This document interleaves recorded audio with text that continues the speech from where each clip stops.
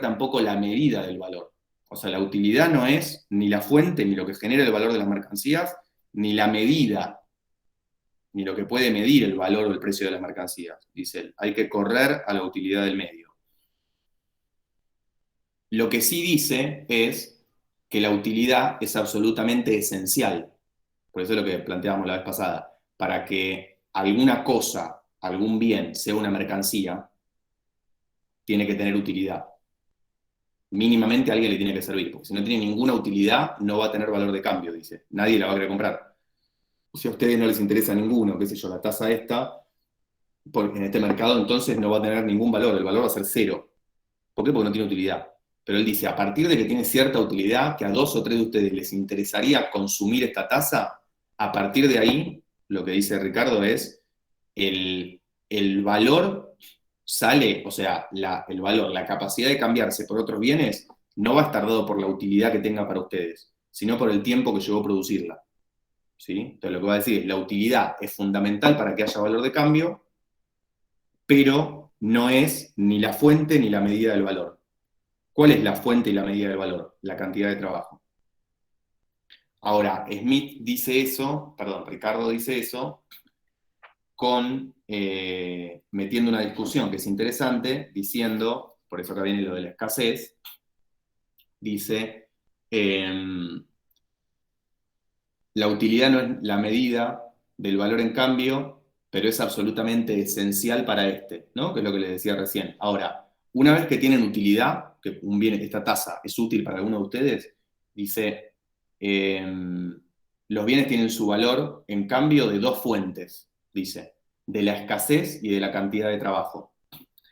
Ahí lo que habíamos dicho la vez pasada, no sé si se acuerdan, lo repaso rápido, era que él decía, ¿cuál es la fuente del valor entonces? La escasez, o sea, si hay pocos bienes, si son escasos esos bienes, que ahora vamos a verlo, y la cantidad de trabajo. Pero dice, eso no funciona en una misma, no funcionan al unísono, no funcionan juntos, funcionan sobre 2 tipos de bienes, 2 categorías de bienes distintos.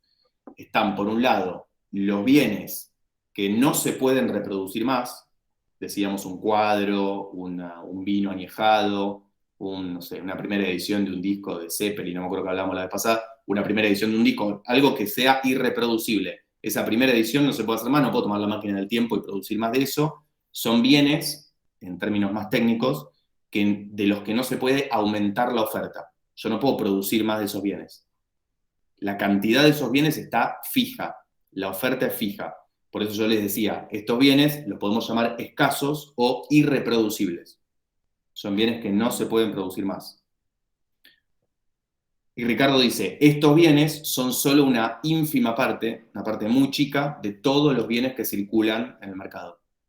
Porque dice, la enorme mayoría de los bienes que circulan en el mercado se pueden reproducir, se pueden volver a producir, se puede aumentar su oferta, dice Ricardo, en un país y en todos los países, casi sin ningún límite, que son los bienes producto del trabajo humano, sea el trabajo artesanal, sea el trabajo manufacturero, sea fabril, el tipo que quieran, pero se puede producir más de esos bienes, si es que la sociedad quiere más de esos bienes. ¿Cómo se expresa que la sociedad quiere más de un bien, si de repente quiere más de estas tasas? Con que aumenta la demanda de estas tasas. La gente va a querer más, aumenta la demanda y lo veo en el mercado y va a subir el precio, ¿no? En la dinámica esta del precio de mercado que decíamos. Aumenta la demanda, aumenta el precio de mercado. ¿Qué señal le da ese precio de mercado a los productores de tazas? Bueno, que tienen que aumentar la producción. Y si el productor de tazas no quiere aumentarla, va a haber otro que sea productor de cualquier otro bien que va a venir a producir tazas porque producir tazas da ganancia. Da más ganancia que la media. Entonces va a aumentar la producción de tazas siempre que es lo otro que dice Ricardo, para que subrayen doble subrayado, siempre que opere la competencia sin límites. O sea que puedan entrar otros productores a ese mercado. Una vez que pase eso, decíamos, si aumenta la producción de esos bienes, va, como decíamos la otra vez, va a volver a bajar el precio de mercado hacia el precio natural, que en Smith era el precio de costo, ¿no? Lo que cubra los costos de producción. Y, y ahí, Ricardo, ahí no sé si queda claro esta parte, avanzo con 2 comentarios más para llegar a lo que decía Erika antes. De los bienes escasos, uno podría decir, ¿qué es lo que determina el precio de los bienes escasos? ¿Qué es lo que determina el valor de los bienes escasos? La relación entre oferta y demanda. Pero lo explico más simple esto. Si no se entiende, me avisan, lo vimos la vez pasada, pero es muy importante. La relación entre oferta y demanda. ¿Qué dijimos de estos tipos de bienes? Los bienes escasos. ¿La oferta cómo es? ¿Es variable? ¿Se puede ampliar la oferta de estos bienes? No se puede ampliar, exacto. Es una oferta fija. Yo no puedo producir más cuadros de Picasso, no puedo hacer más primeras ediciones de un disco de Zeppelin, no puedo hacerlo. No hay manera de que yo vaya a poder producir más. No se puede ampliar la oferta. Entonces la oferta es fija. Y entonces, con una oferta fija, le llamamos la vez pasada un stock. Ahí, no importa, qué sé yo, 1000 ediciones del primer disco no sé, de Spinetta del 73. Bueno, hay 1000 discos, listo, no se pueden producir más. ¿De qué va a depender el precio de cada uno de esos discos? Y ahí Ricardo dice, no depende del tiempo que llevó a producir el disco, depende de los gustos, las preferencias, las inclinaciones de ese mercado donde se va a vender. Si a nadie le gusta Spinetta, no, nadie va a comprar ese disco. Si hay todos fanáticos de Spinetta ahí, el disco entonces, el precio del disco subirá. Pero entonces el precio ahí sí está determinado por la utilidad. Uno podría decir, en este tipo de bienes, la teoría del valor que funciona es la teoría, pongámosle inclusive si quieren, la marginalista, la neoclásica. Los bienes derivan su precio de la utilidad que tiene para los consumidores, porque la oferta está fija. En ese sentido, decíamos la vez pasada también, solo tienen precio de mercado. No hay un precio natural, no hay un costo, porque no importa el precio de costo en este tipo de bienes. No importa si Picasso tardó 25.000 horas o 2 horas en hacer un cuadro. No importa si hizo como, no sé, como decían, Polo, que algún pintor que tiraba un balde de pintura en un cuadro y lo vendía. Le llevó 2 segundos. No importa cuánto tiempo le llevó producirlo. Lo que importa es la demanda que hay de ese bien, la utilidad, los gustos, las preferencias, y también dijimos ahí obviamente la riqueza, porque como decía Smith, tiene que ser una demanda efectiva, no la demanda del que no tiene plata para comprarlo y querría tener un auto. Lo que importa es el que quiere el auto, pero que no tenga restricción presupuestaria, digamos, que tenga la plata para poder hacerlo. Bueno, por eso dijimos gusto, preferencias y riqueza, ¿no? Que la demanda esa sea solvente, que la pueda llevar adelante. Pero se entendió entonces este primer universo de bienes, bienes escasos o irreproducibles, oferta fija, solo precio de mercado, y de qué depende el valor o el precio de la relación entre oferta y demanda.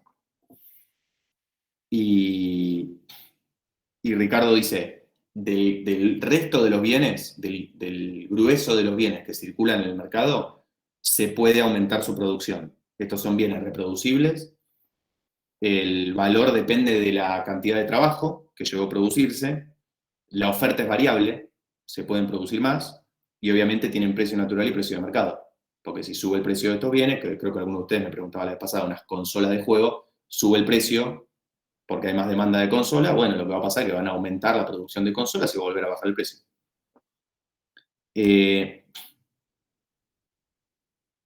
No sé si hasta acá esto quedó claro, Erika, con lo que decíamos, y ahora te digo lo de la escasez absoluta y relativa. ¿Estamos hasta acá? ¿Hay algún comentario?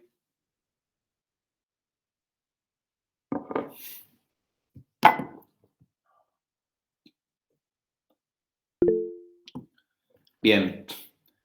Yo lo que decía de escasez absoluta y relativa, que está un poco explicado acá en el texto de Axel, es que la trampa, digamos, que hace la escuela neoclásica o el marginalismo, los manuales de economía más modernos, es que nos hablan de todos los bienes que hay en la economía como si fueran bienes escasos.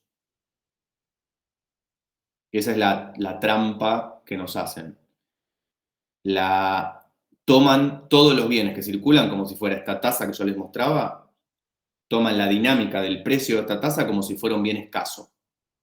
Porque dicen, toman esta definición de la economía estudia la administración de recursos escasos para necesidades múltiples, o sea, lo que están queriendo decir es, de cualquier bien puede tener uso alternativo, o sea, lo puede querer vos, lo podés querer vos, lo puedo querer yo. Inclusive, si uno lo tiene, si hubiera una tasa más, por ahí yo querría. Entonces, la cantidad de tasas que hay en el mercado son escasas en relación con la demanda, con que la demanda puede ser múltiple. ¿Sí? Entonces, toman a todos los bienes como si fueran escasos. Esa escasez, esa idea de que son escasos en relación con los múltiples usos que pueden tener, o con la demanda. Que sí, puede ser razonable, obviamente, puede haber una demanda más grande de estos bienes y todo es escaso. Si no, sería la cosa bíblica de multiplicaríamos los panes, digamos. Bueno, sí, efectivamente hay escasez en ese sentido, de que muchos bienes son escasos en relación a la demanda que pueden tener. Ahora, esa es una escasez relativa. ¿De qué habla Ricardo? De una escasez absoluta. Son absolutamente escasos. ¿En qué sentido? No se pueden producir más de esos bienes. Por eso no está hablando de una tasa. Está hablando de bienes que son absolutamente escasos. No en relación a la demanda, a los diferentes usos que se le pueden dar a los bienes. No es que hay poquitos bienes en relación a lo que se demanda. Lo que está queriendo decir es que son bienes que no se pueden reproducir. No sé si se entiende esa diferencia. Esto, que digo, es muy importante porque si yo digo estos bienes, la tasa es escasa en relación a la demanda, lo que va relativamente escasa, lo que va a funcionar acá, el precio de esta tasa, no va a estar, lo decía Smith y lo remarca Ricardo, no está determinado por la utilidad. No es como un cuadro de Picasso que no se puede reproducir. Este bien se puede reproducir, entonces como la oferta es variable y va a poder aumentar la producción de este bien, entonces la dinámica de los precios, o sea, la teoría del valor que funciona en este tipo de bienes, es la de los bienes reproducibles.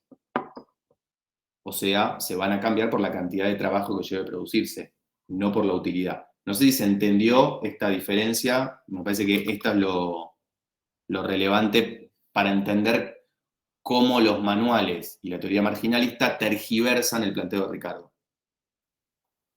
Después, si llegamos a la clase que viene a la otra, vamos a hablar más puntualmente. Perdón, ¿puedo hacer una pregunta?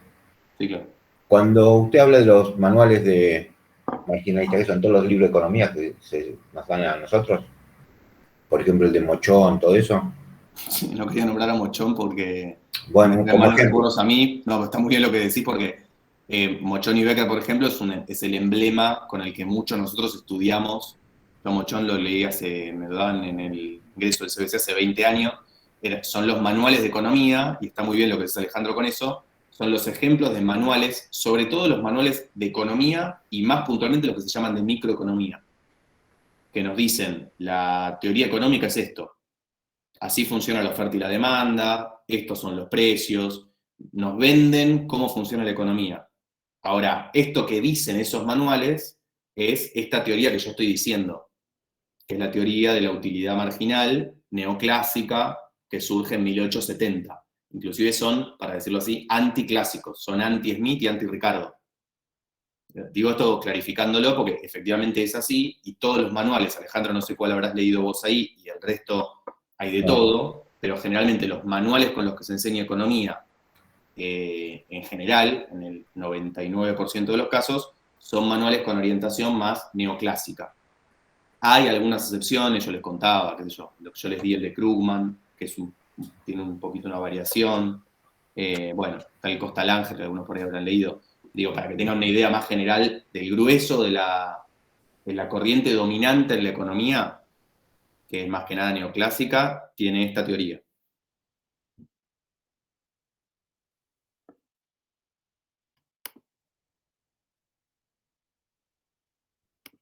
Bien, no sé Alejandro si quedó con eso.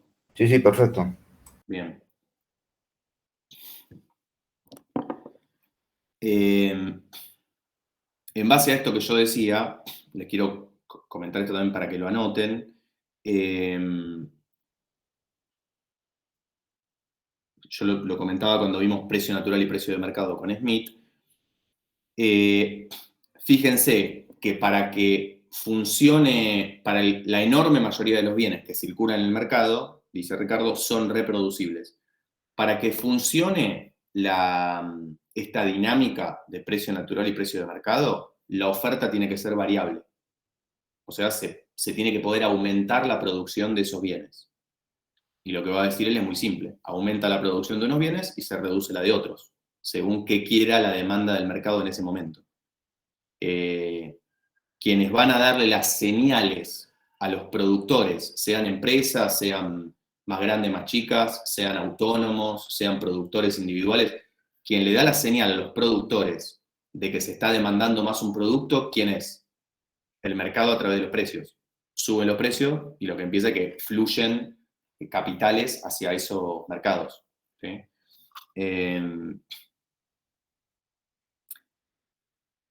Lo digo así y después lo retomamos esto. ¿Qué pasa cuando aumentó la demanda de estas tasas y subió el precio de la tasa? Yo me voy a querer poner a producir estas tasas porque me va a dar una ganancia mayor que la media. Me va a dar una ganancia extraordinaria, ¿sí? Porque a la tasa, no importa el ejemplo, yo la produzco con un costo de 50 pesos y en el mercado la vendo a 100. Ahora, ¿qué es lo que dijimos que va a pasar? Con el ejemplo inclusive de las consolas de la otra vez. Si sube el precio de la tasa, bueno, va a haber productores que como va a haber una ganancia extraordinaria van a ponerse a producir tasas. Hasta que va a aumentar la producción de tasas, aumenta la producción de tasas hasta que se empieza a satisfacer la demanda. Cuando se empieza a satisfacer la demanda, el precio al que se empiezan a vender las tasas empieza a bajar. ¿Por qué? Porque la gente ya no paga un precio extraordinario porque hay menos tasas. Se amplía la cantidad de tasas en el mercado, entonces el precio tiende a bajar. ¿Qué pasó en ese interín? Se llevaron una ganancia extraordinaria los productores de tasas. ¿Sí? ¿Qué pasa si yo no aumento la cantidad de tasas? Los que siguen produciendo tasas se siguen llevando ganancias extraordinarias, ¿sí? Hasta que no aumente la oferta, hasta que no aumente la producción. Esto sería, ¿en qué caso podría pasar eso? Que no aumente la oferta. ¿Cómo podría pasar que no aumente la oferta?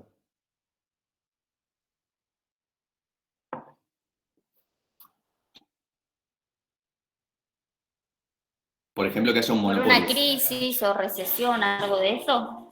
Por una crisis o una recesión puede ser, pongamos un caso típico, que es que haya un monopolio, que solo yo tenga la fórmula para hacer esto. Smith lo decía, si se acuerdan, un monopolio comercial o industrial, que solo yo conozca los canales de comercialización o que solo yo conozca la fórmula de la Coca-Cola. Creo que damos el ejemplo ese el otro día. O sea, hay un monopolio en la fórmula de producir, un monopolio industrial, por ejemplo, ¿no? O porque, dice Smith, porque el Estado interviene y genera monopolios en algunos sectores. O sea que le da las licencias de producción de algunos productos a algunos productores y no a otros.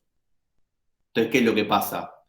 Los que manejan, los que tienen el monopolio, no aumentan las cantidades producidas para mantener el precio alto.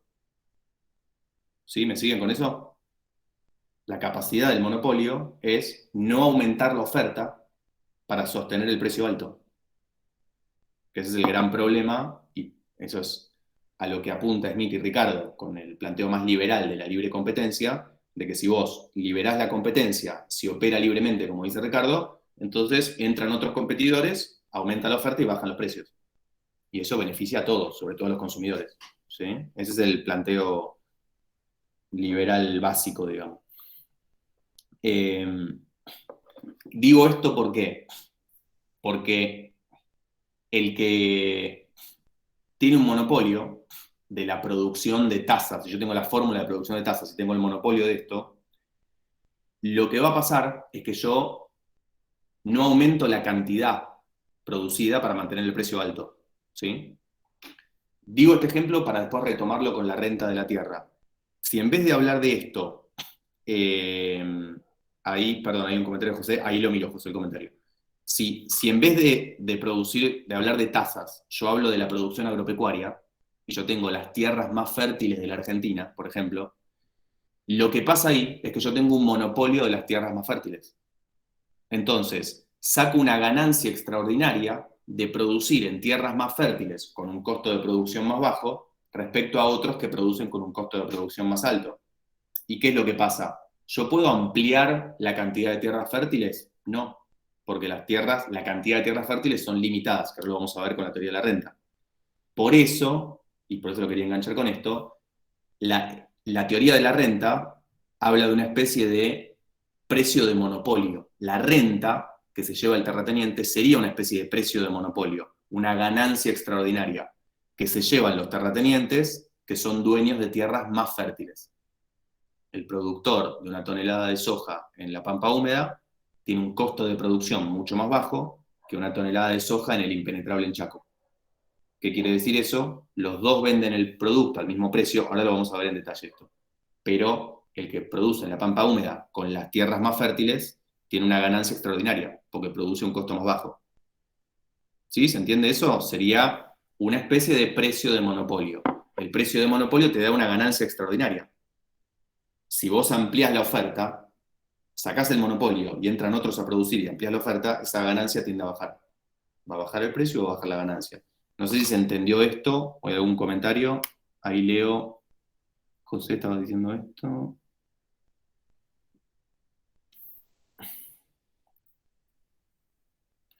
Un productor monopólico no necesariamente tiene que ser una empresa masiva. No. Puede ser monopólico en un montón puede ser la Coca-Cola, digamos, que es una empresa masiva, o puede ser un monopolio inclusive hasta geográfico, digamos. Por acceso geográfico a algún lugar vos tenés el monopolio de los precios en algún... Se me ocurre, no sé, un ejemplo, pero hay alguno que conozca más el sur, la Anónima en algunos pueblos del sur, digamos. Tenés un solo supermercado, con suerte dos, y eso genera un monopolio de precios en ese lugar. Tenés como una especie de demanda cautiva, ¿sí? Pero ahí tenés un montón. Ahí me pone alguno Capitán del Espacio. En algún momento dimos el ejemplo de lo que sería.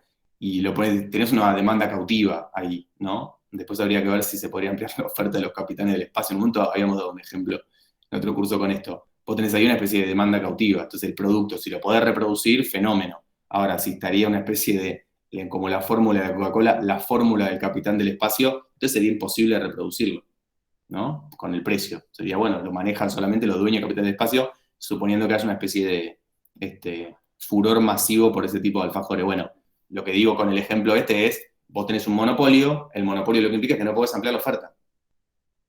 Concretamente no ampliás la oferta, o sea, no ampliás la cantidad de productos en el mercado y mantenés un precio alto. Eso se le llama una ganancia extraordinaria, y la teoría de la renta de la tierra, que ahora la vamos a desarrollar un poco más en detalle, tiene algo de esto, de que hay una especie de precio de monopolio, de ganancia extraordinaria de los que producen en tierras más fértiles. Ahí lo de la empresa masiva, y Lucas decía, es por eso que hay quienes proponen un impuesto único sobre la tierra, exactamente, sí.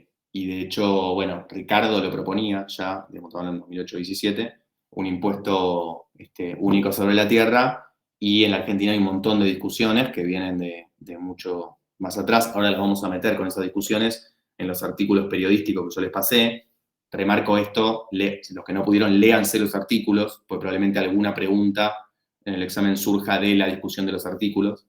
Pero bueno, sí, es toda la discusión sobre los impuestos sobre la renta de la tierra, que en la Argentina tomaron la forma de retenciones, digo en la Argentina, en muchos países del mundo, que tienen vamos a ponerlo así, que tienen que tienen características similares a la Argentina, digo, Australia, Nueva Zelanda, Estados Unidos en su momento, digo, hay muchos países del mundo que aplican retenciones a bienes primarios, sean bienes agropecuarios, inclusive retenciones al petróleo o otro tipo de bienes naturales, pongámosle así.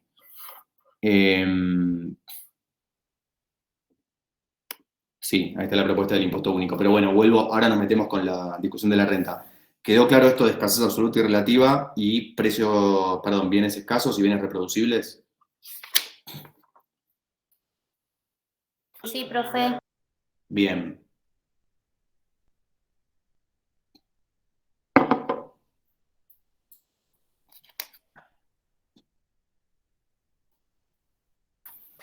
Bueno, lo que habíamos visto también la vez pasada, que comento rápido, era la cuestión del salario y la cuestión del capital y el beneficio, que recuerdo rápido esto. Ricardo lo que decía es que lo que primero intentaba hacer es separar el salario del valor de cambio, o sea, el salario del precio. Él decía, no, para medir el valor de los bienes no se puede mirar el salario, o sea, lo que se le paga al trabajador, por esto que ya habíamos discutido varias veces, inclusive con Smith, que si se le paga lo mismo que el tipo trabajó, entonces no habría ganancia. Y Ricardo lo dice muy directamente, la idea del trabajo comandado no tiene ningún sentido. Nosotros dijimos acá también, para ser precisos, en realidad está siendo medio injusto con Smith, porque yo podría tomar el trabajo comandado como dos trabajos cristalizados, que yo voy al mercado y no es que consigo trabajo vivo, no es que contrato a alguno de ustedes para que trabaje para mí. No, yo puedo intercambiar esta tasa por otro bien que tenga horas de trabajo que se comanden y que sean las mismas, ¿no? Bueno, Ricardo un poco por su propio planteo dice, no, la idea del trabajo comandado no tiene ningún sentido, o sea, no es ni la medida ni la fuente del valor, el trabajo comandado. Lo que define el valor de las cosas es el trabajo incorporado, o sea, la cantidad de trabajo, el tiempo de trabajo medido en horas de trabajo que llevó a producirse. Ricardo, yo también decía esto que hablamos la otra vez, obviamente hay diferentes tipos de trabajo, con diferentes formaciones, y eso se ajusta en el mercado, lo habíamos discutido la vez pasada. No es lo mismo el salario de un trabajador hiperformado de alguna industria de punta que el salario de un trabajador llano de algún sector que no requiera formación, y eso obviamente se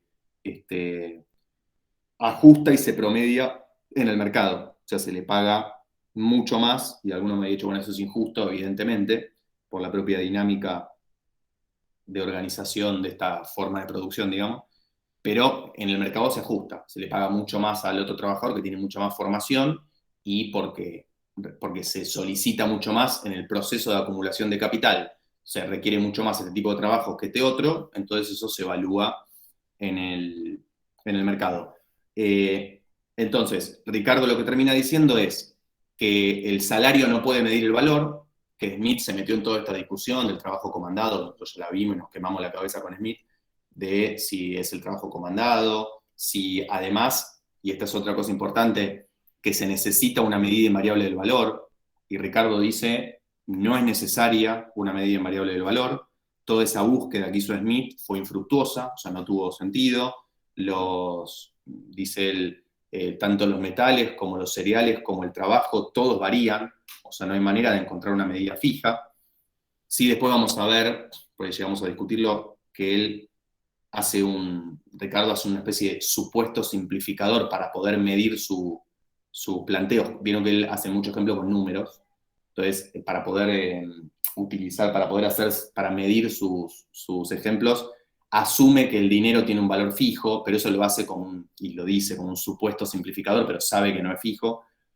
En realidad lo que dice es, no es necesaria una medida invariable del valor, con lo cual lo que está planteando Ricardo, sin decirlo así explícitamente, es que no se necesita que los que van al mercado conozcan los tiempos, que era lo que ya discutíamos con Smith, punto uno. Y punto dos, punto uno, no es necesaria una medida invariable del valor. Punto dos, la idea del trabajo comandado no sirve, y la idea de que el salario puede medir el valor tampoco sirve. Lo único que mide el valor y que es fuente del valor es el trabajo incorporado, o sea, el tiempo de trabajo que llevó producir el bien.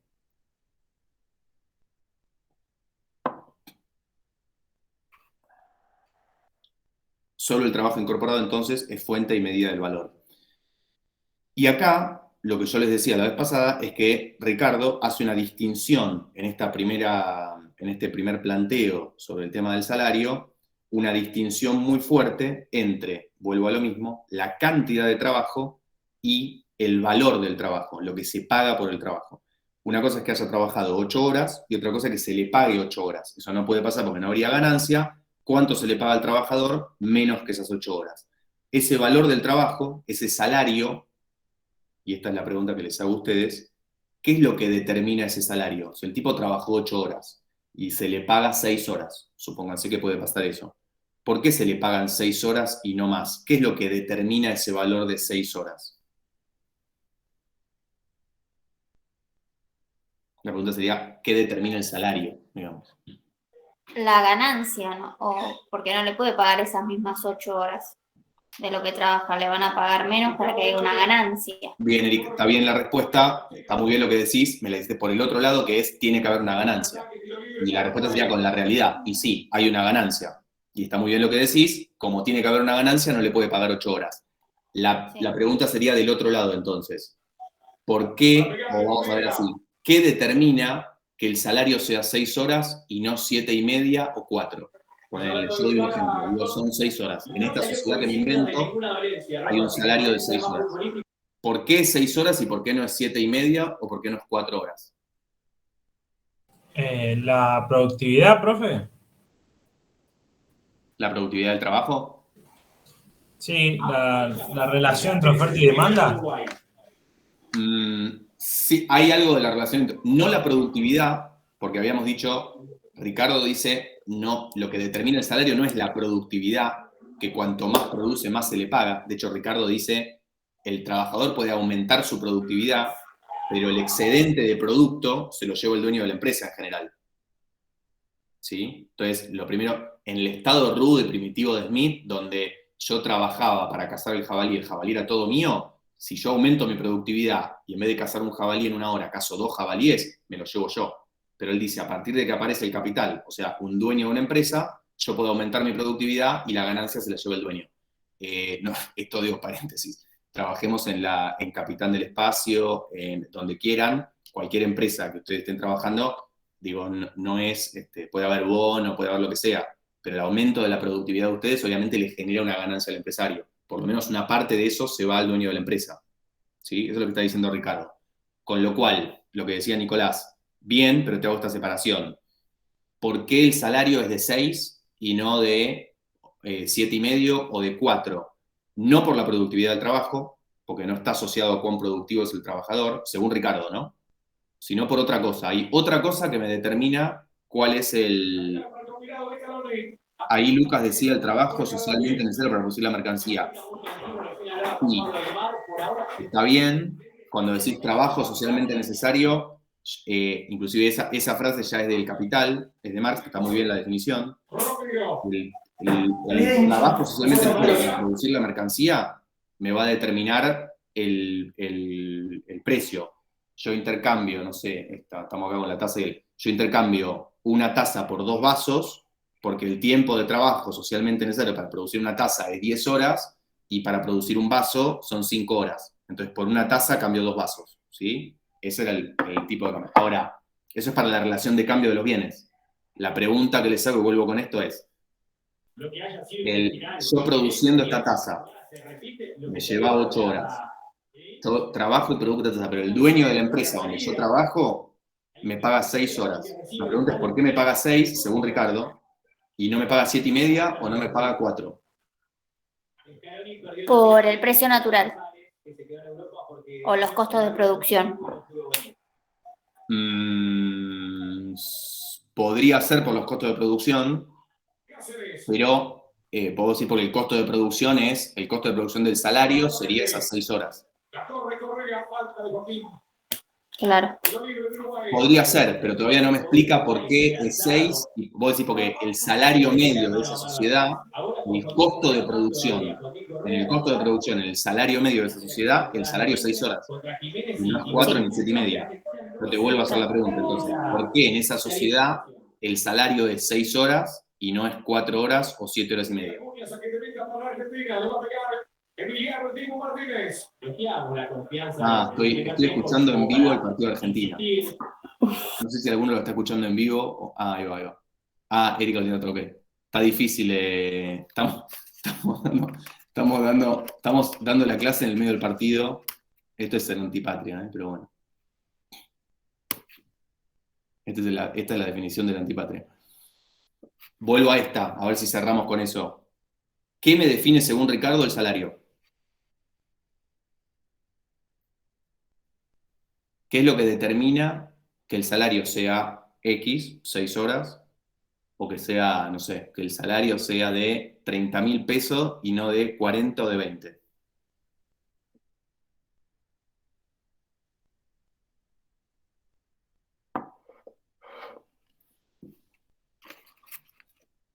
Tiro ahí directo. ¿Qué te parece importante? La subsistencia del trabajador. Esto es lo que yo llamaba la clase pasada la ley de hierro de los salarios. Que el trabajador para su subsistencia necesita X cantidad de bienes, necesita tanto de comida, tanto de abrigo, tanto de no sé qué, eso se podría medir, modernamente se le llama bienes salario, o sea, lo que el trabajador consume con su salario, digamos.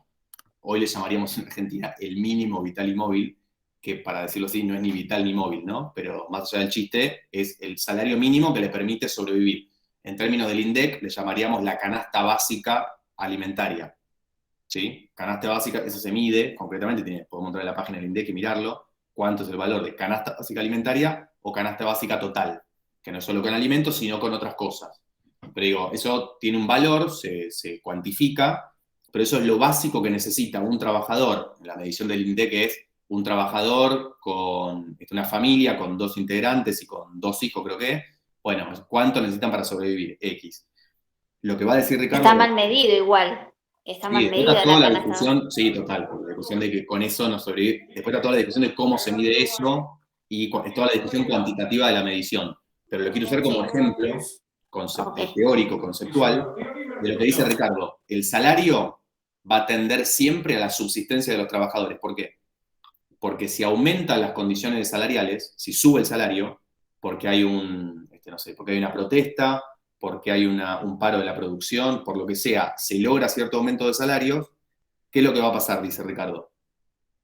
Cuando aumentan los salarios, mejoran las condiciones de vida de los trabajadores, aumenta la cantidad de trabajadores, o porque se reproducen, o porque vienen trabajadores de afuera, de otro país o de otra región.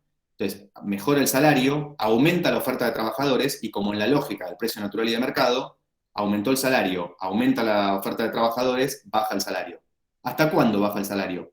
Hasta el mínimo para garantizar la subsistencia de los trabajadores. ¿Por qué no puede bajar más? Y porque se empieza a bajar más, que a veces baja, y lo que empieza a pasar es que se pauperiza la población. O sea, empiezan, y en el extremo, empiezan a morir trabajadores, no pueden subsistir. Con lo cual, el mínimo es para la subsistencia del trabajador. ¿Se ve? Ese es el piso. No sé si se entendió esto. Esta es la teoría de lo que se llama la ley de hierro de los salarios. Ricardo lo toma básicamente de las teorías, por ahí algunos lo vieron, de las teorías de la población de Malthus. Ricardo tiene muchas cartas intercambiadas con Malthus, discutía mucho en esa época con él.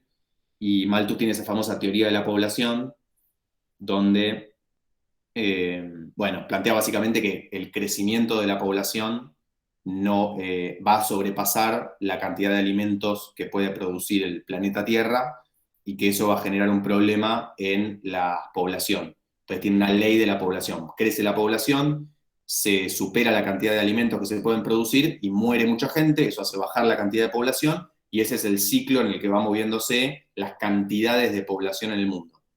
Esa ley de Malthus, digamos, ley de la población, es la que usa Ricardo como ley de hierro de los salarios, que van a tender, ley de hierro en el sentido que siempre van a estar en el nivel de subsistencia, puede moverse temporalmente un poco, subir un poco, bajar un poco, pero van a tender siempre a lo mismo.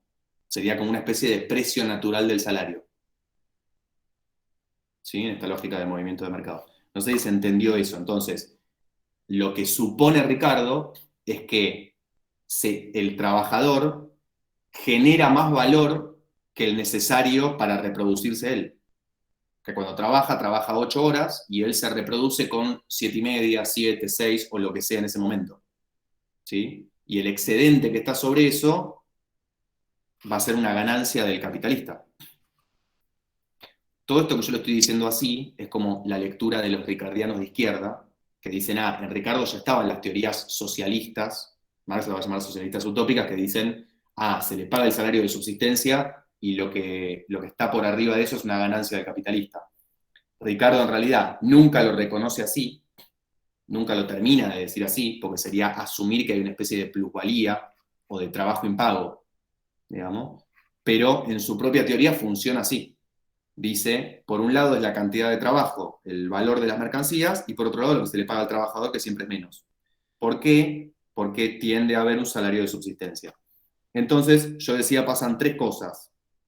La primera, el salario no contradice la teoría del valor trabajo, o sea, se le paga un salario al trabajador, pero que se le pague un salario menor al valor total del producto no contradice la teoría del valor, porque el salario está determinado por la subsistencia del trabajador. Segundo, que hay un conflicto inmanente a esta forma de producir, que es un conflicto entre dos clases, dos sectores, que es el capital y el trabajo. De hecho, Marx toma mucho de todo este planteo. Un conflicto entre los dueños de las empresas y los asalariados, pero que es un conflicto que ya está definido de antemano. ¿Por qué? Porque tiende, la ley de hierro de los salarios, tiende a la subsistencia. Los dueños de las empresas es un conflicto que ya lo ganaron. Por más que en algún momento se pueda perder y tengan que aumentar los salarios, ese salario va a volver a bajar por la propia dinámica del sistema. Y eso hace que el conflicto más importante en esta sociedad, dice él, no sea entre los dueños de las empresas y los trabajadores, sino entre los dueños de las empresas y los terratenientes y los dueños de las tierras. Ahí, y ahora lo vamos a ver, yo lo comentaba algo la vez pasada, esta discusión está como abrochada, digamos, como concentrada, está como totalmente, sí, concentrada en la discusión del precio de los alimentos. Vuelvo a lo mismo, hay tres clases o tres sectores, lo dice Ricardo.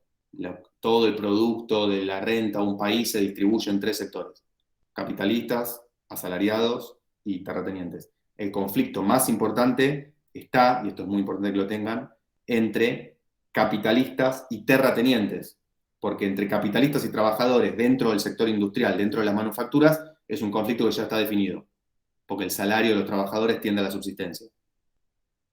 Y el conflicto más importante es entre los dueños de las empresas y los dueños de las tierras, que lo que pasa es que con el precio de los alimentos alto, los dueños de las tierras se llevan una parte cada vez más grande del producto. No sé si esto quedó claro, cualquier cosa me comentan.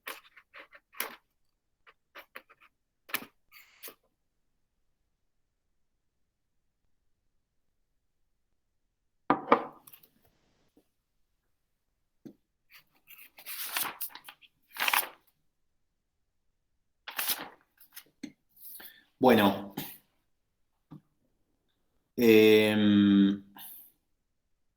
hasta acá la discusión del salario, ¿no? Digo, porque Nicolás me preguntaba antes qué habíamos visto, retomé bastante todo lo de la vez pasada, que era la discusión del salario. Paso muy rápido a la discusión del capital, para meterme de hecho en la cuestión de la renta. Con la discusión del capital, lo que dijimos es que Ricardo tiene que entonces, digo, primera cuestión, se sacó de encima el salario. El salario no contradice la ley del valor. Segundo punto, el capital. ¿Cómo es que hay dueños de las herramientas, de los medios de producción, que no trabajan y por ser dueños se llevan una parte del producto? Entonces ahí Ricardo lo que decía es, primero, el capital son herramientas o medios de producción. Define el capital como específicamente eso, herramientas o medios de producción, máquinas, fábricas, herramientas. Y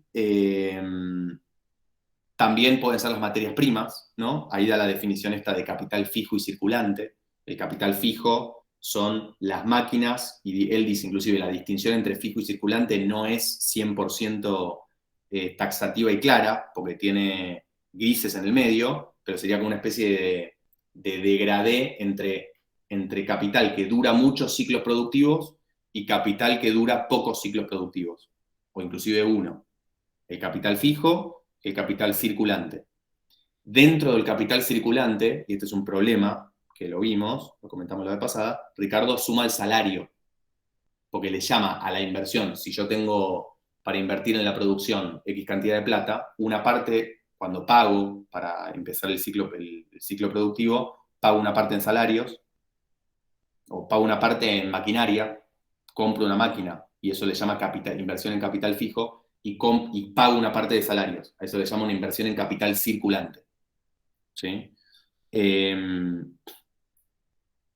Bueno, La pregunta entonces es, ¿cómo interviene, que algo habíamos dicho la otra vez, no sé si se acuerdan, cómo interviene la máquina o la herramienta en el valor del producto? Que esa era la pregunta.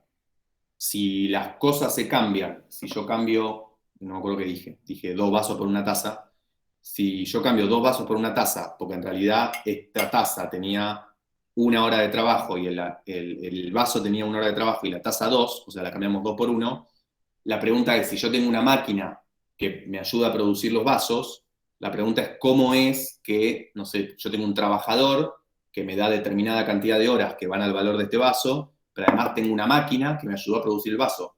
¿Cómo es que la máquina pasa el valor al producto? Esa es la pregunta. ¿Cómo interviene la máquina en la formación del valor del producto?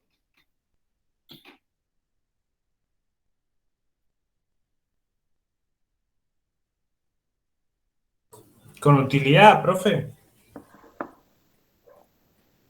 No con la utilidad, ahí de vuelta, Ricardo vuelve a sacar la utilidad del medio. Dice,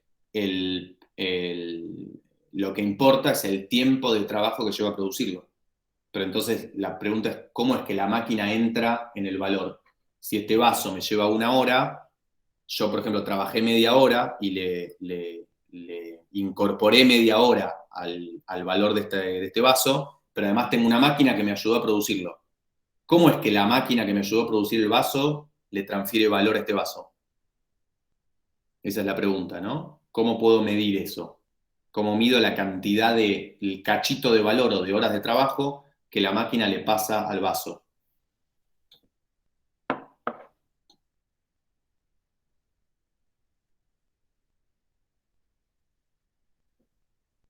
Ahí lo que habíamos dicho es que era en relación directa, que es lo que habíamos dicho, en relación directa al desgaste. Cuanto más se desgasta la máquina, más horas de trabajo me transfiere. Si yo tengo una máquina que me llevó media hora producir la máquina y le transfiere, se me gasta en un ciclo productivo, yo trabajé con una máquina, supónganse que trabajé con una máquina que, no sé, que le da forma al vidrio, no sé. Esa máquina me llevó media hora a producirla, yo trabajé media hora, se me desgastó la máquina en esta taza, entonces la máquina le transfirió media hora y yo le transferí media hora. Ese es el valor de 1 hora de la taza. Supónganse que en vez de ser que la máquina, no sé, me llevó media hora, supónganse que la máquina me llevó 10 horas producirla, ¿sí? Pero que además de que me lleva 10 horas producirla, me puede producir 10 tazas la máquina. No me produce una, me produce 10 tazas. ¿Cuántas horas de trabajo le va a transferir a cada taza? Una. Me llevó 10 horas a producirla, me produce 10 tazas, 1 hora de trabajo le va a transferir a cada taza que yo produzco. ¿Se ve? ¿Me siguieron con el ejemplo? Ahí diciendo esto, no sé, la taza va a tener un valor cada taza va a tener un valor de 1 hora y media. 1 hora, que es la transferencia de la máquina, y media hora, que es lo que yo trabajé para cada una de las tazas. Entonces el valor de cada taza va a ser 1 hora y media. Lo que quiero decir con esto es, la máquina llevó una cantidad de horas producirse, por eso Ricardo dice, el valor de las cosas está determinado por el tiempo de trabajo directo para producirlas más el indirecto. ¿El indirecto qué es? El trabajo que estaba incorporado en la máquina y que se transfiere al producto. Entonces es el trabajo directo más el trabajo indirecto. ¿Cómo se transfiere ese trabajo indirecto de la máquina al producto? En relación, dice él, directa al desgaste. Cuanto más se desgasta, más valor me transfiere. Si me dura una sola taza, me transfiere todo su valor. Si me dura 10 tazas, me transfiere 1/10 por cada taza. ¿Sí? Si me produce 100 tazas, una centésima de cada una. ¿Se entiende la lógica? Yo tengo una máquina y a ver cuántas tazas me produce, entonces le va a transferir un cachito a esas tazas. Puedo verlo como cantidad de tazas o puedo verlo como ciclos productivos. En un ciclo productivo que me produce una taza, ahora si en vez de durarme un ciclo productivo, me dura 10 ciclos productivos, pues es una máquina que dura más, me va a transferir menos valor a cada producto. ¿Sí? ¿Me siguieron con eso? Inclusive es razonable decir que una máquina que es más sofisticada, o sea, que me dura más ciclos productivos, me transfiere menos valor a cada uno de los productos. O sea que va a ser más barato. las tasas que yo haga con máquinas más sofisticadas son más baratas. ¿Sí? Podemos discutir un montón eso con ejemplos más actuales. Entonces, lo que dice, con esto del capital, lo que dice Ricardo entonces es, el valor del producto está determinado por el trabajo total, el directo y el indirecto, necesario para producirse. O sea, el directo en forma de salario, de trabajo directo, y el indirecto en forma de capital fijo, o sea, una máquina que me transfiere valor, cómo lo transfiere en relación directa al desgaste, o, que es la manera al revés de verlo, o inversa a la durabilidad. Cuanto más me dura, menos valor me transfiere por cada ciclo productivo. Y ahí dijimos algunas cosas. La primera, inclusive en el estado rudo y primitivo de Smith hay capital, o sea, las lanzas que usa el tipo para cazar el cazador en el estado rudo y primitivo son capital, y Smith tampoco pudo explicar eso, dice Ricardo. Por eso yo decía esto, Ricardo naturaliza hasta el capital, como si fuera, esto una vez discutimos al principio de la cursada, se me cae una sota acá con los ejemplos, pero con los picapiedras, ¿no? El dibujito de los picapiedras, que era una sociedad supuestamente recontra antigua, pero donde había mercancía, trabajo asalariado. Es como creer que las sociedades antiguas eran una reproducción a escala de estas, de las nuestras, ¿no? No que era algo distinto, que el trabajo se organizaba de otra forma. Bueno, entonces, dijimos eso, naturaliza en el estado rudo y primitivo había capital, y dijimos que ese principio está vigente, o sea, este principio de que se transfiere las horas de trabajo de la máquina al producto, inclusive si una clase se apropia lo dice Ricardo directo, habla del concepto de clase, dice, si una clase se apropia de esas herramientas, también funciona este principio. Entonces, ¿qué es lo que pasó con esta teoría? Si esto fuera así, como dice Ricardo, ya el salario no es un problema para la teoría del valor, porque dijimos el salario de subsistencia. Y el capital tampoco, porque ¿cómo es que el capital, la herramienta, transfiere valor? Bueno, la transfiere en relación directa a la durabilidad. Entonces tiene unas horas de trabajo que yo voy a hacer la máquina, yo produzco este bien con una máquina y me va transfiriendo cachitos de trabajo. ¿Qué pasó? El capital tampoco, entonces, contradice la ley del valor.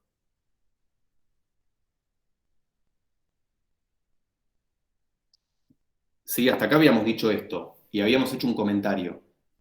Esto es respecto del capital y cómo transfiere el valor. Habíamos hecho un comentario respecto de la ganancia. Porque entonces, pareciera que la ganancia es ese cachito de trabajo que se transfiere al valor. Entonces, el dueño de la máquina puede decir, che, yo tengo una máquina, me transfirió un cachito de valor y eso me da una ganancia. ¿Se acuerdan que dijimos eso? ¿Cuál era el problema ahí? Que si yo lo veo en varios ciclos productivos, yo puedo decir, che, la primera taza, la segunda, el primer vaso, segundo vaso, tercer vaso, la máquina me transfirió un cachito de valor y esos cachitos de valores son la ganancia que legítimamente se lleva el dueño de la máquina. ¿Sí? Pero ¿qué pasa? La burbuja se pincha, digamos, como la apariencia de que hay una ganancia se pincha cuando yo miro todo el ciclo productivo. Terminó todo el ciclo productivo de las 10 vasos y la máquina se me rompió, ya no la puedo usar más, porque de hecho es lo que me dura. Entonces, yo que compré la máquina, ¿qué me dio a mí de ganancia la máquina? 0, porque yo la pagué 10 pesos y la máquina me transfirió 1 peso por cada taza.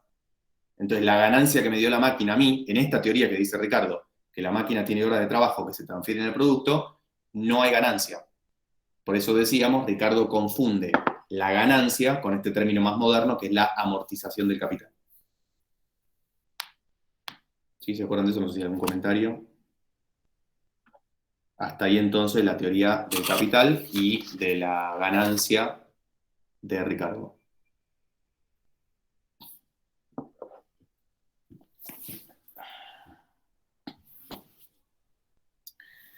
Bien, estamos hasta acá. Paso a la teoría de la renta rápidamente. Em,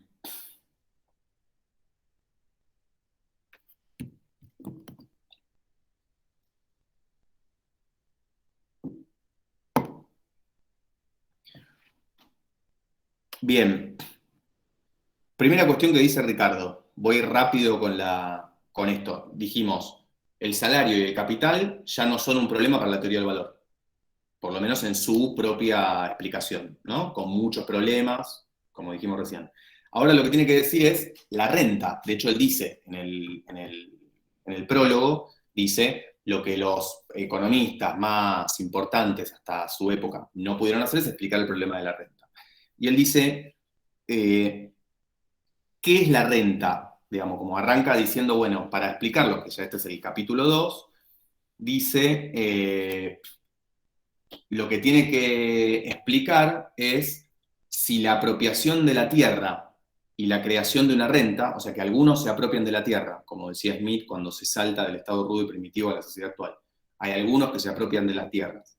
Y como hay tierra apropiada, se genera una renta, pero vamos a ver cómo se genera y qué es, si eso ocasiona alguna variación en el valor relativo de los bienes, independientemente de la cantidad de trabajo necesario para la producción. O sea, si lo que había tenido que hacer, explico esto rápido, lo que había tenido que hacer Smith es decir, para analizar el precio de un producto, había tenido que sumar salario, beneficio y renta, la teoría del costo de producción. ¿Por qué? Porque no pudo sostener su teoría de que las cosas se cambian solo por el tiempo de trabajo, sin que incluya al capital o al beneficio y a la renta, se cambian por el tiempo de trabajo y explicar cómo después ese tiempo de trabajo se distribuye entre los tres sectores. Ricardo dice, lo que yo estoy logrando hacer, y ahora vamos a la renta, es que las cosas se cambien por el tiempo de trabajo y eso no genera una contradicción en que una parte se pague salario, que es salario de subsistencia, una parte pague el beneficio, que sería una especie de amortización, con el problema que dijimos, y que otra parte pague la renta de la tierra. Entonces la pregunta que tiene que responder Ricardo es, ¿qué es la renta y de dónde sale? Y la primera definición que da Ricardo de la renta, que es la que aparece ya en el segundo párrafo, es que la renta es la parte del producto de la tierra que se paga al terrateniente, y esto para que lo anoten y subrayen acá del texto, por el uso de él lo dice así, las energías originarias e indestructibles del suelo. Dice, es lo que se le paga al terrateniente por el uso de las energías originarias e indestructibles del suelo. Y esto dice, no tiene, en primer punto, dice él, la renta se le paga al que se apropió de la tierra por el uso de las energías originarias e indestructibles del suelo. O sea, vamos a decirlo simple, que yo tiro una semilla, le puedo poner fertilizante, le puedo poner agua, poner lo que quieran, pero tiro una semilla y por la propia energía natural, las energías originarias e indestructibles de la tierra, eso me genera un producto mayor. La renta es eso, dice, y no es, en principio, ganancia, o sea, no tiene nada que ver con lo que se paga por una inversión de capital. Y él dice, inclusive en las tierras, y de ese ejemplo, en las tierras que no tienen ni alambrado, ni construcción de edificios, ni tienen mejoras, o sea, todo lo que se invierte en mejorar la tierra, dice él, inclusive esas tierras dan una renta. Con lo cual, lo que dice es, hasta la tierra que no tiene ninguna inversión de capital arriba, dan una renta. Con lo cual, dice él, la renta es una categoría económica distinta que no tiene nada que ver con el beneficio, la ganancia de una inversión de capital. Como ya habíamos dicho varias veces, puede ser que el mismo tipo que sea dueño de la tierra le ponga plata encima y pueda asumir el lugar del agricultor capitalista, del agricultor inversor capitalista. ¿Sí? ¿Me siguen con esto? Como si fuera uno es el dueño de la tierra, que tiene el papel, y solamente cobra un alquiler por usar esa tierra, y otro es el agricultor que invierte plata, que paga que pone una inversión de capital y por esa inversión se lleva una tasa de ganancia. Inclusive lo dice Ricardo. Si yo tengo, no sé, tengo $1.000 guardados y los invierto en el sector agropecuario, la tasa de ganancia que me voy a llevar por ser un inversor capitalista del sector agropecuario tiene que ser más o menos parecida a la tasa de ganancia de producir una taza, un vaso o otra cosa. ¿Se ve? ¿Por qué? Porque si no, todos irían a invertir en el sector agropecuario. Puede ser que en algún momento dé más ganancia, entonces haya mucha afluencia de capitales, pero eso se va a volver a bajar como ya discutíamos al principio. O sea, para que anoten esto y lo vamos a ver, se tiene que cumplir la ley de la igualación de tasas de ganancia para los que invierten capital. ¿Sí? Entonces, lo primero que dice es, la renta no es un beneficio, una ganancia por inversión de capital. Dice ahí Ricardo que esta es una diferencia sumamente importante para una investigación referente a la renta y a las utilidades, pues bien se advierte que las leyes que regulan el progreso de la renta son muy distintas a las que regulan el progreso de las utilidades. Entonces dice, muy concreto, está queriendo decir, la renta no es una ganancia, porque la ganancia responde a una inversión de capital. Y generalmente son dos personas distintas, dos personificaciones distintas, dos seres humanos distintos, uno que es el dueño de la tierra y otro que es el inversor capitalista. Pero puede ser que esas dos categorías estén en la misma persona. Que un mismo dueño de la tierra saque porque invirtió en alambre de púa, porque invirtió en sembradoras, porque invirtió en edificios, en lo que quiera, y se lleva una ganancia por esa inversión de capital. Pero eso es distinto a lo que se lleva el dueño de la tierra por tener un papel, una escritura que dice que es dueño de la tierra y con esa escritura tiene derecho a cobrarle un alquiler al que está explotando la tierra. ¿Sí? Por eso son dos cosas totalmente distintas.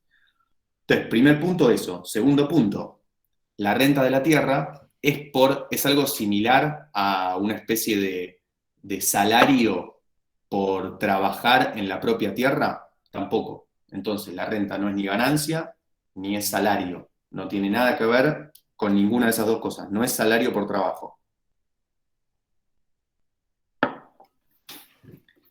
Entonces, esas son las primeras dos definiciones que da, ¿no? Son dos cosas totalmente distintas. Y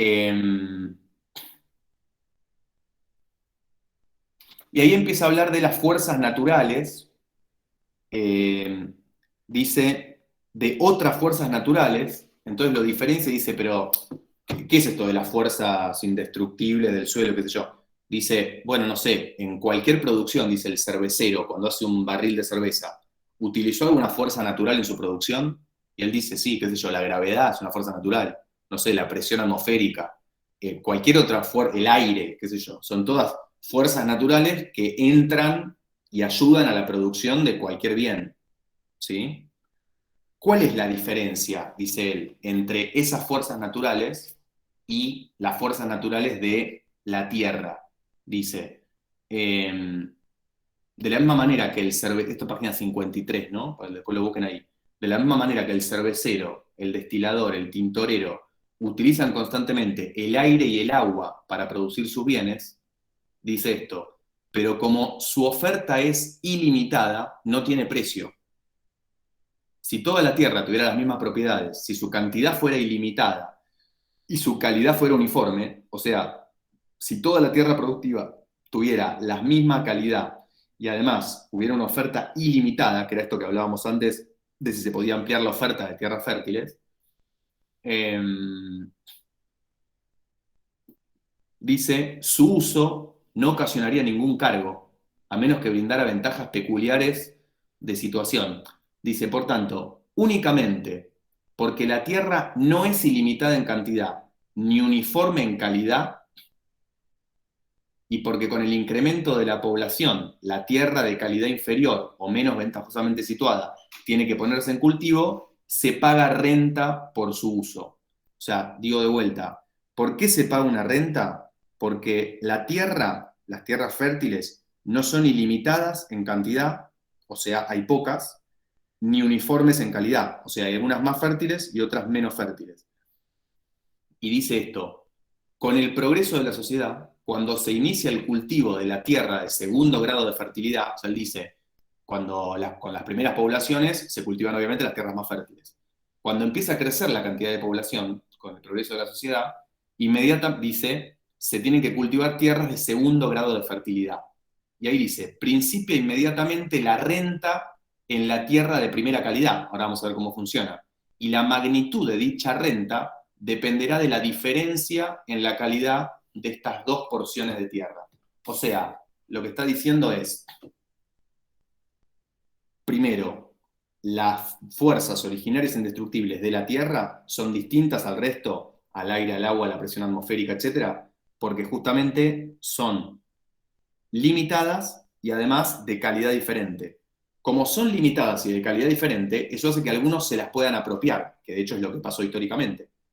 Algunos se la apropian y eso genera el derecho, eso de por sí genera una renta. Pero ¿cómo es que se genera la renta? Dice, cuando crece la población hay que cultivar en tierras o de menor calidad o más alejadas, ¿no? Por ahí son tierras de buena calidad, pero que hay que pagar mucho costo de transporte. Entonces hay que empezar a cultivar esas tierras. Eso, vamos a ponerlo así, la escasez de tierras fértiles, que son pocas las tierras fértiles, y hay que empezar a producir en tierras menos fértiles, cruzado con la demanda creciente de alimentos, porque crece la población, eso me hace surgir una renta, suponiendo que hay propiedad privada de la tierra, ¿no?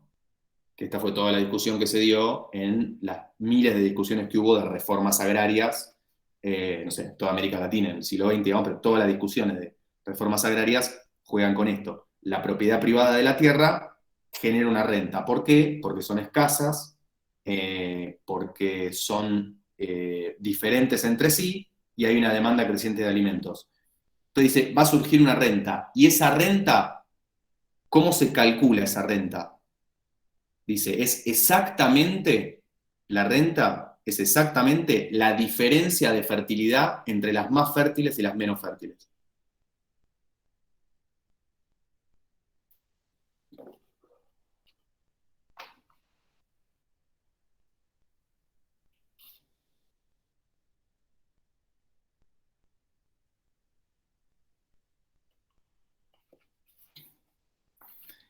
Y ahí pasa algo, que ahora lo vamos a ver.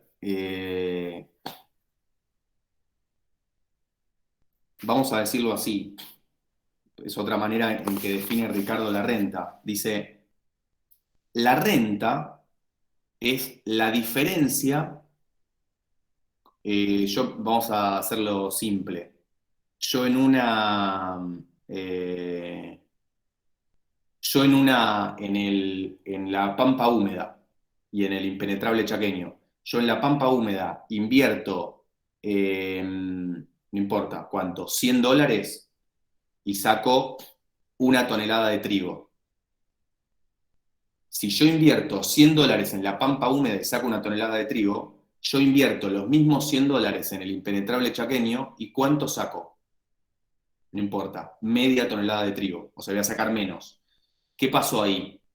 Lo que dice Ricardo es que la renta que se va a llevar el dueño de la tierra en la pampa húmeda es exactamente, dice él, la diferencia entre aplicar, y dice esto, la diferencia de producto de aplicar la misma cantidad de capital y de trabajo. O sea, yo invertí $100 en la pampa húmeda y $100 en el impenetrable chaqueño, en uno me dio 1 tonelada de trigo y en el otro me dio media tonelada de trigo. ¿Cuál va a ser la renta que se va a llevar el dueño de la tierra de la pampa húmeda? Media tonelada de trigo, porque la diferencia entre producirlo en uno y en otro. Yo apliqué, vamos a ponerlo así, la misma cantidad de capital y de trabajo, o sea, invertí $100, no importa, le compré máquina, le pagué al trabajador agropecuario, invertí $100 y en una tierra me llevé una cantidad X, 100, y en otra tierra me llevé otra cantidad. Me llevé 1 tonelada y en otra tierra me llevé media tonelada. Apliqué la misma inversión y se entiende la lógica, la ganancia debería ser distinta. Porque en una me llevé 1 tonelada y en la otra me llevé media. ¿Qué debería pasar ahí? Que todos los capitales fluyan a la pampa húmeda. Pero ¿cuál es el problema? La pampa húmeda no es ilimitada en cantidad. En un momento ya no se puede invertir más en la pampa húmeda, entonces hay que invertir en tierras más alejadas, en el impenetrable chaqueño. Yo invierto en el, vamos a ponerlo así, nadie invertiría en producir en Chaco, nadie lo haría, si pudieran todos invertir en la primera tierra, en la pampa húmeda. ¿Qué es lo que hace la renta de la tierra? Vamos a decirlo así. Igual a las tasas de ganancia. Porque la ganancia extraordinaria de la pampa húmeda, ¿quién se la lleva? El dueño de la tierra cobrándole un alquiler. No sé si se entendió esto, bien básico. Si no, lo volvemos a ver. Yo como inversor, para producir una tonelada de trigo, produciría siempre la pampa húmeda. Y entonces, lo que estaría pasando es que habría dos tasas de ganancia. Yo hubiera ganado mucha más plata produciendo la pampa húmeda. Y nadie tendría el estímulo a producir en el Chaco. Bueno, lo que dice Ricardo es, la renta de la tierra lo que hace es, como el dueño de la tierra se lleva la ganancia extraordinaria, de lo que sería ese precio de monopolio de tener esa tierra, la ganancia extraordinaria de producir en la tierra más fértil se la lleva el dueño de la tierra, cobrándola como un alquiler, entonces el inversor capitalista, la ganancia, va a ser la misma en la pampa que en el Chaco. Concreto con este ejemplo, el dueño de la tierra en la pampa se llevaría media tonelada de trigo de renta. ¿Se entiende la lógica? Como muy, muy elemental. Si no se entiende eso, me avisan. Ahora lo vemos con un ejemplo con números.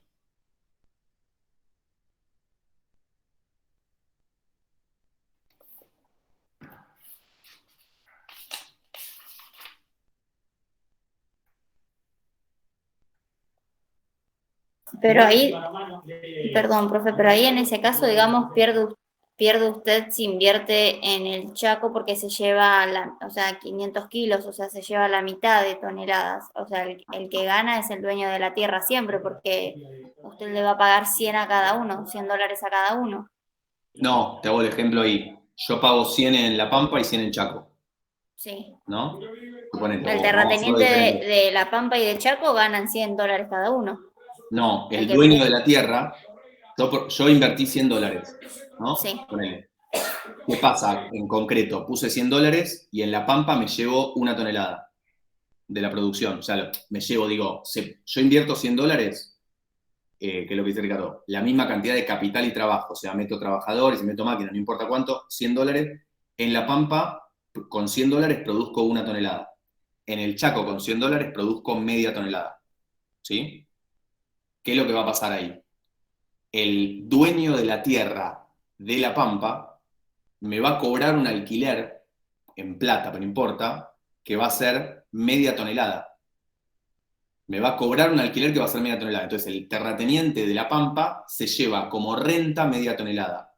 Y yo como inversor capitalista me llevo media tonelada. En el Chaco, ¿qué pasa? Yo como inversor capitalista me llevo la media tonelada, lo mismo que en La Pampa, pero el dueño de la tierra de Chaco se lleva 0 de renta. En este ejemplo que dimos, uno podría decir después, y hay toda una discusión, no, 0 no podría ser, porque nadie va a alquilar una tierra por 0. Pero digo, para el ejemplo sirve, podría ser que se lleve 1, 2, 3, no importa. Pero no se lleva casi renta en Chaco, ¿se ve? Por eso la renta de la tierra en Chaco es muy baja. Ese es el rol que ocupa la renta. El dueño de la tierra tiene derecho, por su título de propiedad y por el uso de las energías originarias indestructibles del suelo, como dice Ricardo, a cobrar un alquiler. ¿De cuánto va a ser ese alquiler? ¿Por qué el alquiler no es de una tonelada entera o de 0,25 de tonelada? Y es de media tonelada. Dices exactamente media tonelada porque es exacto la diferencia de fertilidad con las tierras menos fértiles. ¿Sí? ¿Se entiende? Esa es la lógica. Entonces, sumo otro factor más.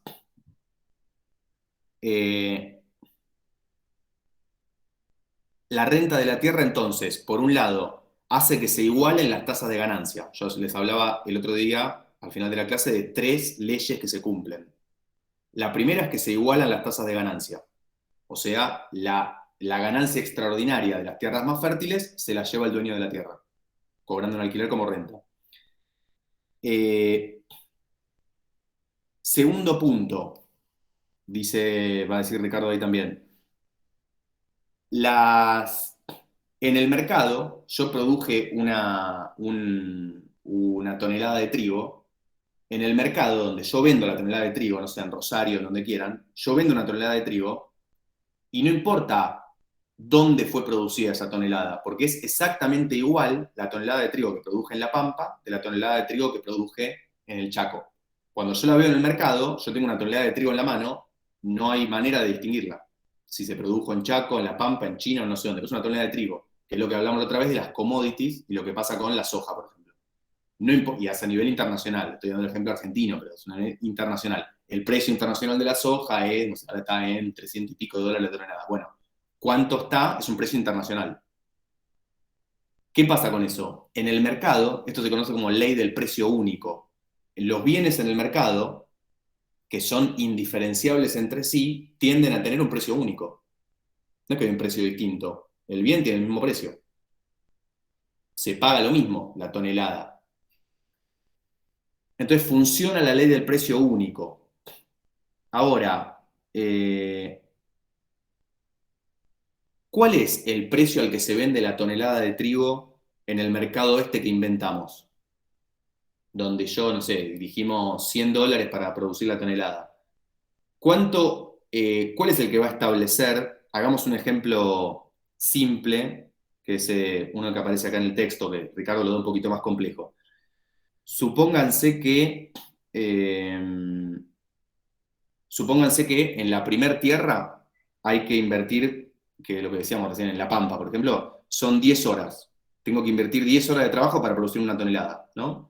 Yo acá, si tuviera el pizarrón, haría la de huevo frito, digamos, como un primer círculo más productivo, más fértil, que es yo invierto 10 horas de trabajo y produzco una tonelada. Crece la población, entonces ya no puedo abastecerla con las tierras estas más fértiles, tengo que empezar a producir en un segundo círculo, en un segundo anillo, que son tierras menos fértiles o más alejadas. Y en ese segundo, en tierra de segunda calidad, en vez de tener que invertir para producir una tonelada de maíz 10 horas, como en la primera, tengo que invertir 15 horas. ¿Sí?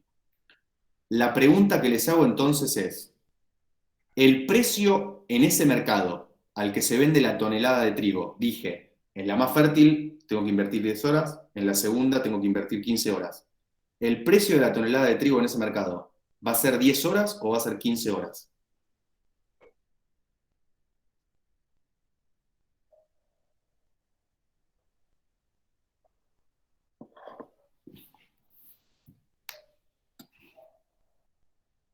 Vuelvo, ¿no? Esto que decíamos. Me lleva 10 horas en la más fértil y 15 horas en la menos fértil. ¿El precio de mercado al que se va a vender la tonelada va a ser 10 o va a ser 15? Y usted dijo que el precio era único, para mí va a ser 15. ¿Y por qué 15 y no 10? Porque si es 10 el que le llevó 15 horas, como que pierde. Excelente, es eso. ¿Quedó claro eso? Tiene que ser 15, porque si se vende a 10, el que produce a 15 no puede producir. ¿Se ve? Como hay una demanda creciente de alimentos, los alimentos se pagan al precio de la tierra menos fértil. Entonces, a esto voy con el ejemplo. El valor de los bienes en esta ley del precio único, el valor de los bienes agropecuarios está dado por el tiempo de trabajo que lleva a producirse. O sea que funciona la teoría del valor trabajo. Se vende la tonelada de maíz, de trigo, de lo que quieran, se vende por el tiempo de trabajo que lleva a producirse. ¿En dónde? En la tierra menos fértil. Y esa es la tercera teoría que yo les decía. Se iguala la tasa de ganancia, hay un precio único en el mercado, y ese precio lo determinan las tierras de menos fertilidad, y entonces se mantiene la ley del valor trabajo. O sea, las cosas se cambian, los bienes, las mercancías se cambian por el tiempo de trabajo que lleva a producirse en las peores condiciones. ¿Qué va a pasar entonces en ese ejemplo que dimos de 10 y 15? Se empieza a producir en la tierra de 15, el precio pasa a ser 15, ¿y qué pasa en el de 10 horas, en la tierra más fértil? Se genera una renta de 5, ¿se entiende? El precio yo produzco con un costo de 10 horas, lo vendo a 15, y me llevé entonces una renta de 5. O sea, en la tierra más fértil, como se empezó a producir en tierras menos fértiles, se produce una renta. ¿De cuánto es la renta? Exactamente la diferencia de fertilidad. La diferencia entre 10 y 15 es 5, obviamente la renta va a ser 5. No sé si se quedó claro ese ejemplo, que para mí es muy como gráfico y concreto. La renta se genera cuando se empiezan a cultivar tierras menos fértiles. Y se cumplen esas 3 leyes. La de igualación de tasa de ganancia, la del precio único y la ley del valor trabajo. O sea, Ricardo logra con esta teoría de la renta hacer que la existencia de renta no contradiga la teoría del valor trabajo. Los bienes se cambian por el tiempo de trabajo que lleva a producirse en la tierra menos fértil. Y esta es la teoría de la renta diferencial de Ricardo, que en concreto, específico, cuando uno analiza el mercado, se puede ver en los precios de alquiler. Si nosotros nos ponemos a ver los precios de alquiler de las tierras en la pampa húmeda, son mucho más altos que los precios de alquiler en el Chaco o en alguna zona menos productiva, menos fértil. ¿Se ve? Entonces, concretamente toma la forma de un precio de alquiler de la tierra que cobra el dueño de la tierra, que tiene una escritura que dice dueño de la tierra. Bien, ¿esto quedó claro? Porque quiero comentar 2 cosas antes de cerrar, que es la primera, y lo dejo para discutirlo en la clase que viene, pero no sé si se dan cuenta, pero esto es lo contrario a lo que sucede en la industria. ¿Por qué? Porque en el sector agropecuario el precio lo establece la menos productiva, pero en el sector industrial, o sea, donde se puede ampliar la oferta, el precio tiende a establecerlo la más productiva. De hecho, los que son menos productivos desaparecen del mercado. Lo dejo como reflexión, después lo analizamos, como si yo dijera, en el sector industrial, los sectores más sofisticados, más avanzados, que producen más eficientemente, se pueden multiplicar. Yo puedo agrandar la producción de esos sectores, que sería como si en el agro yo pudiera multiplicar las tierras fértiles, ¿entiendes? Pero como en el agro no puedo multiplicar la tierra fértil, lo que pasa es que el precio me lo determina la menos fértil. Ahora, en el sector industrial se da la relación inversa. Esto es un error de Ricardo, porque Ricardo plantea que en la industria también pasa lo mismo, por eso después lo vamos a ver. Eso es lo primero que quería plantear. Y lo segundo, que acá sí entra la discusión más política, y con esto lo llamo a discutir, pues ya son las 10, me van a matar, pero no sé si hubo goles de la selección, pero ahí lo que vamos a hacer la clase, lo que vamos a hacer la clase que viene es discutir sobre los textos que yo les mandé de renta de la tierra, que es la discusión más política, que es esta ganancia extraordinaria que dice Ricardo, no lo dice Marx, ni Lenin, ni los reformadores agrarios, lo dice Ricardo. La renta de la tierra es una especie de ganancia extraordinaria por el uso de las energías originarias indestructibles del suelo. ¿Esa renta pertenece solo a los terratenientes o pertenece a la sociedad en conjunto, al país o quien sea, donde están esas energías originarias indestructibles? Punto 1. Punto 2, entonces, ¿es válido o no es válido usar una parte de esa renta extraordinaria para fomentar la producción de otros sectores? O para desacoplar precios internos de precios internacionales, ¿no? Son todas las discusiones políticas que se abren, pero todas salen de esta discusión que es si la renta de la tierra es algo que le pertenece al terrateniente por tener un título de propiedad, o es algo donde la sociedad o el Estado puede intervenir para apropiarse de una parte de esa renta extraordinaria y llevarla a otros sectores, distribuirla en otros sectores, etcétera, etcétera, que esa es toda la discusión. No sé si quedó claro esto, porque lo tercero que les voy a decir es, fíjense, mírenlo, el martes lo vamos a ver en detalle, el ejemplo que yo les di en el cuadro. Les puse un ejemplo bastante simple, con diferentes inversiones de capital en diferentes tipos de tierras, en el cuadro este de los materiales extras. Fíjense que está la inversión en capital total. Bueno, hay diferentes columnas. ¿Y cuánto producto nos da la inversión? Entonces hay 2 ejemplos ahí. Invirtiendo la misma cantidad de capital o diferente capital en 3 tierras con diferente productividad. Sí, eso para que lo miren y después lo discutimos.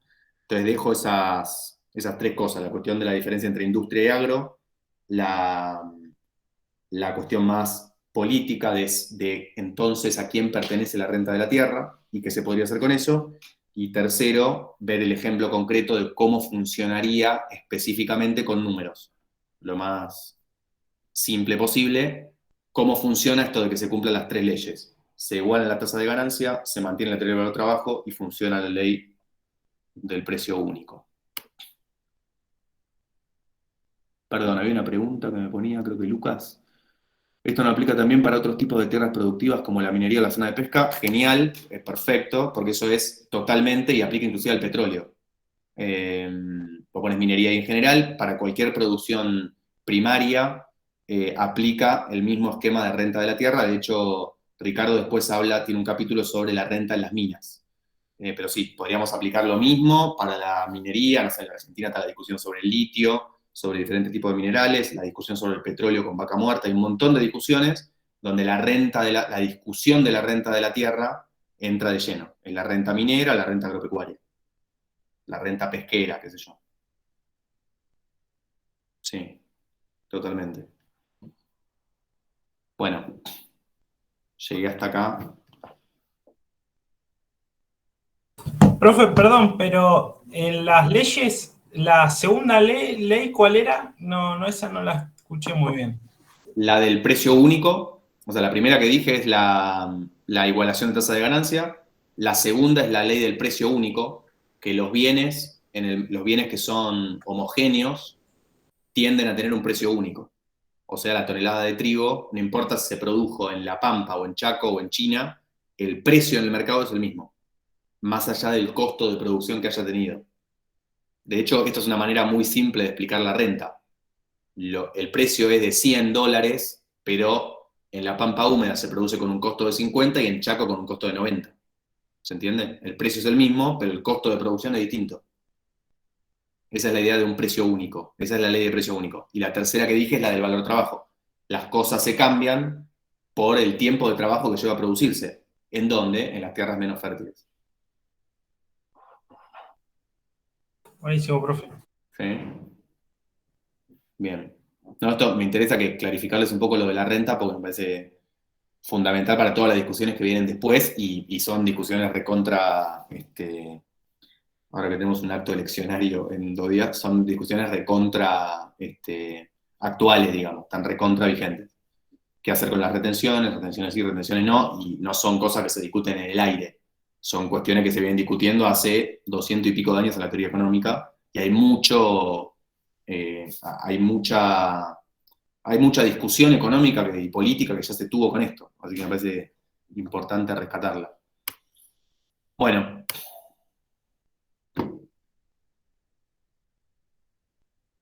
La selección no tenemos novedades, ¿no? Bueno. Ganó 1-0, profe. Ah, bien. Bueno, ahora vamos a ver los goles. En esta clase tratamos de defender los intereses de la patria con las retenciones, pero no vemos a la selección, somos lo más antipatria de todo. Bueno, ¿estamos con esto? Sí, profe. Bueno, nos vemos el martes, cualquier cosa me escriben y que tengan un buen fin de semana. Buen fin de. Lo mismo. Buen fin de, profe. Chau, chicos, nos vemos.